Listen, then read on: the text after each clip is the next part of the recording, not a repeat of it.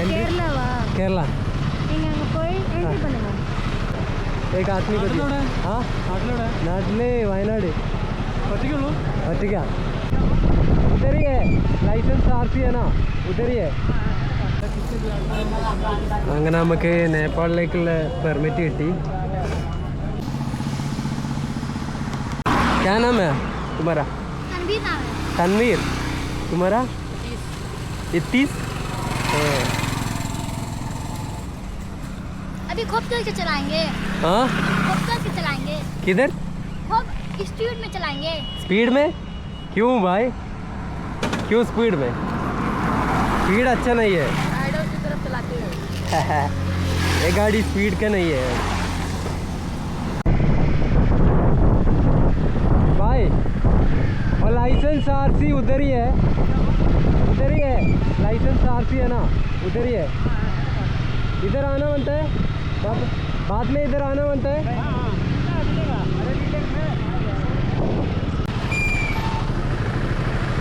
नहीं एक आदमी को वेट करते हैं वेट करते हैं 110 पे जाइए हाँ केरला हाँ एंट्री हो परमिट है ना वो एजेंसी को दिया एजेंसी करेंसी एक्सचेंज करना है नहीं सिम चाहिए सिम नहीं अभी नहीं चाहिए अभी कुछ नहीं चाहिए बात नेपाल जा रहे क्या भाई नेपाल जाना है नेपाल जाते कितना गाड़ी है अभी एक ही है मैं एक आदमी को दिया हाँ നാട്ടിലെ വയനാട് ഒറ്റയ്ക്കാ ഡ്രോൺ ഉണ്ടോ കയ്യിൽ ഡ്രോണോ ഇല്ല കുഴപ്പമാണോ ഡ്രോൺ ഉണ്ടെങ്കിൽ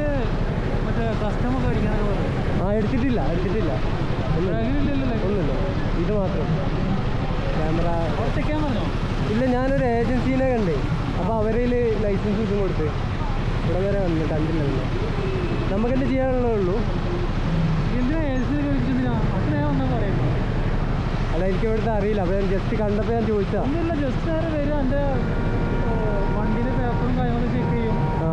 പിന്നെ എൻ്റെ ലഗേജ് ചെക്ക് ചെയ്യും അത്രേ ഉള്ളൂ പ്രൊസീജിയർ അത്രേ ഉള്ളൂ അല്ലേ വരുമ്പോഴൊക്കെ ഉള്ളൂ അതായത് കൊടുത്തു പോയി അവർക്ക് അവസാനം നാട്ടിലെവിടെയാ മലപ്പുറം വയനാട് കൽപ്പറ്റ ആ ചെയ്യും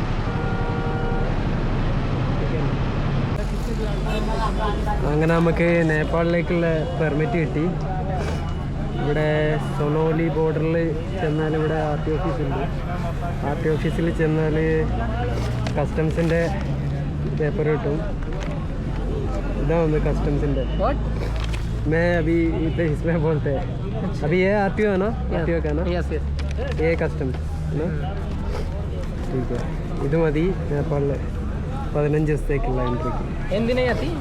You not speaking Hindi? Hindi Yes. नहीं my language is Malayalam Yes, I know. അങ്ങനെ നമ്മൾ സൊനോളി പാസ് കഴിഞ്ഞ്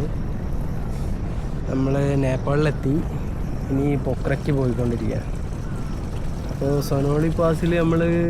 ഇന്ത്യൻ സിറ്റിസൺസിന് പാസ്പോർട്ട് എടുക്കണ്ട ആധാർ കാർഡ് മതി കേരളത്തിൽ വേറൊന്നും ചെയ്യണ്ട പക്ഷെ വണ്ടി കൊണ്ടുവരണമെങ്കിൽ ബൻസാർ പാസ് പറഞ്ഞ പാസ്പോർട്ട്